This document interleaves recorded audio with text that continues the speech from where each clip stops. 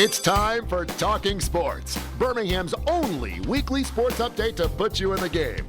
Winning isn't everything, it's the only thing. Now, here is your winning action host, Kip Keefer, and the legend. Happy Saturday morning, everybody. It's that time again, Talking Sports. ABC 3340, we are glad you're on board. Kip Keefer and the legend standing by. And speaking of legends, we are really honored today, legend. We have a special guest. Yes, the one, the only, in my opinion, one of the greatest cornerbacks in Alabama history, the man, Mr. George Teague. George, welcome to Talking Sports, my friend. Man, I thank you guys very much. It's an honor to be on the show, and I'm excited to chat with you guys today. Looking forward to it, George. Got a lot to go over.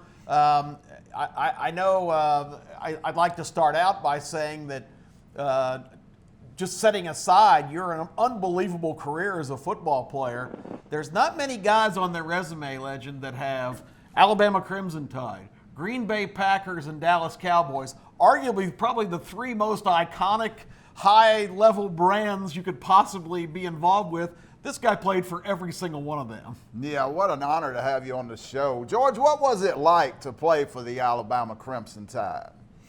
Man, it was an honor, first of all, but it's definitely, let me see, how would you put it? It's exciting, it's challenging, it's winning,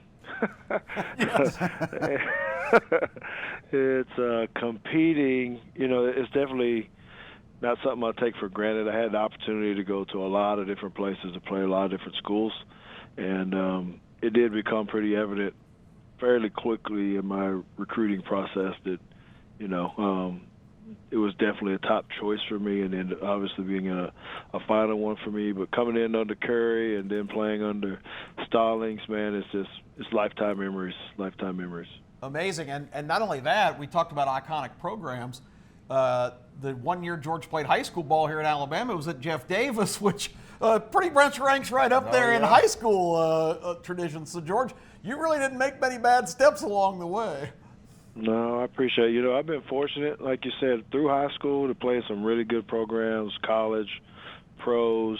It's been unbelievable that people have been able to play with it. You know, most people don't even – you name the teams, but think about it in the pros, man. Like, my quarterback was Brett Favre. Wow. My quarterback at the Dolphins was Dan Marino. Mm-hmm. Then my quarterback at the Cowboys was Troy Aikman. Wow. I mean, you're talking about legends, man. I'm glad to be able to have been associated and see how these guys actually worked and made it to that level.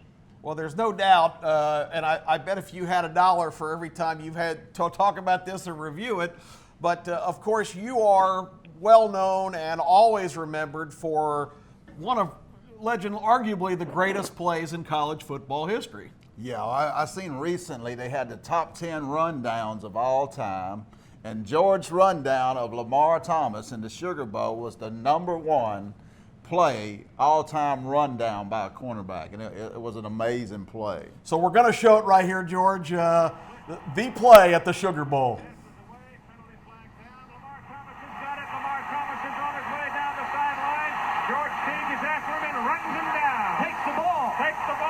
Teague's got the ball, and they tackle Teague back up the 12. George, it's known as the strip. I think that's the wrong title because a strip in football is basically ripping the ball away. You just took it from him. I like to take away. And I know you've been asked about this 10 gazillion times, but it's mandatory in a George Teague interview. Tell us what was going through your mind as you saw that play unfold and just your recollections of those moments. Okay, well, first let me tell you, the amount of money I paid to be able to run that fast again, oh, man. But, you know, doing that play, it's funny how when you're in the middle of a play, it kind of slows down. That play probably took, I don't know, 7 or 8 seconds, but it seemed like it was eternity because when I was out of position, because I was, and not, I was kind of taking the play off, man. I'm being an open book here, and I thought we were in a good position.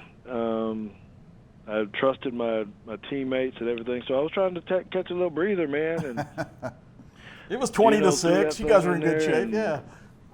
And I panicked, bro. I panicked, and that's when you said, "What are you thinking?" And literally, I was having a conversation with myself. The first part would have some explicatives, so I can't say those. But then it was, all right, let's go. You know, and I started thinking of every track drill that I'd ever done, every 40, wow, every race.